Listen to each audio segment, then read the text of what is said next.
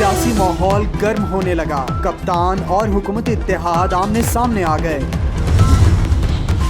سربراہ P T M نے عمران خان کو بڑی پیشکش کر دی. ساتھ ہی یہ بھی بتا دیا کہ آفر قبول کرنے پر ان کے ساتھ کیا ہوگا. مولانا فضل الرحمان نے کہا کہ ایک فتنے سے ہمارا واسطہ ہے جسے ہم کچل چکے ہیں. فارن فنڈنگ کیس میں اس کی چوری نکل آئی. عدالت خلاف فیصلہ دے تو غلط، اگر الیکشن کمیشن اس کے خلاف فیصلہ دے تو وہ جانبدار ہو جاتا ہے. فتنے آتے ہیں، ملک میں آ جاتے ہیں فتنے. اس طرح کے ایک فتنے سے ہمارا واسطہ ہے، لیکن انشاءاللہ اس فتنے کا سر فضل الرحمان نے عمران خان کو ایک بار پھر آڑے ہاتھوں لے لیا. کہا عمران خان کہتے ہیں حکومت کو مزید وقت نہیں دے سکتا. اس سے وقت مانگا کس نے ہے؟ الیکشن ہماری مرضی سے ہوں گے، آپ آئیں. حکیم ثناء اللہ انتظار میں بیٹھا ہے.